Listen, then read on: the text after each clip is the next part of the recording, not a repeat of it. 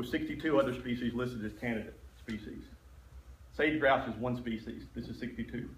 Not knocking the West, but this is significant. Next, please. This kind of puts the Buttahatchie River watershed in perspective, where you can kind of see where it is. It overlaps. The majority of it begins in Alabama, in pretty high elevation in Alabama, pushing 2,000 feet in elevation. You were talking about Florida, where your elevation changes about 1 foot per mile. The Buttahatchie is a very fast-flowing river. It drops 1 foot, 1 inch per mile in Florida. This drops 1 foot per mile. So 12 times the drop in terms of elevation. Next. Here's the watershed. Here's the river. The Tenn-Tom Waterway, which was a very, very large U.S. Army Corps of Engineers project back when Senator Stennis and Senator Whitten, both of Mississippi, and then also the delegation of Alabama was pushing this to try to connect the Tennessee River to the Gulf of Mexico. It was the largest dirt moving project. They moved more dirt for Tenn-Tom than they did the Panama Canal. Next slide. This is what, between a combination of working with MDOT and the Federal Highway Administration, as well as lands that we have bought for private commercial banks, this is currently our ownership. So we own right at 35 miles of a 74-mile long river.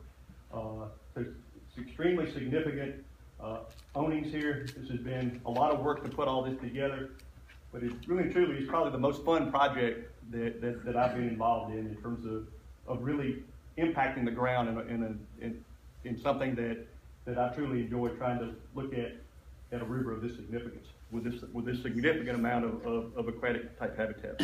Let me hit a couple of things about the Buttahatchie. Just mentioned the length of it. It's certainly one of the state's most important aquatic systems.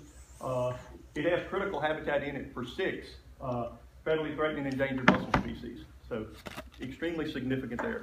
There are also about 20 other species of fish, mussels, turtles, crayfish, etc., that are listed by a state natural heritage program that are of special concern. And also it has in it the Gulf strain of walleye. Walleye you typically think of as Minnesota, not Mississippi.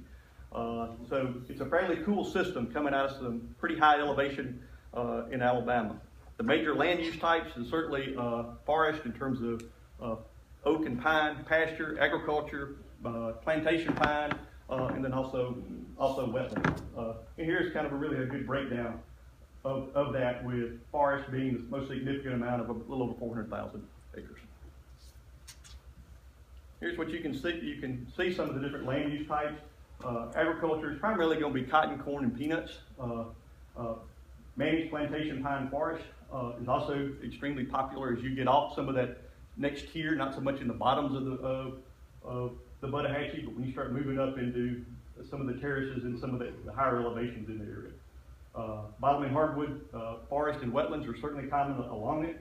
And then our largest culprit is sand and gravel mining.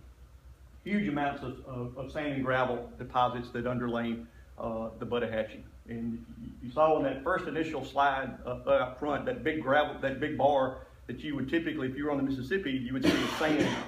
Here it's all underlain with gravel. That's what the mussels like, that's what the walleye like, and a lot of their hosts as well.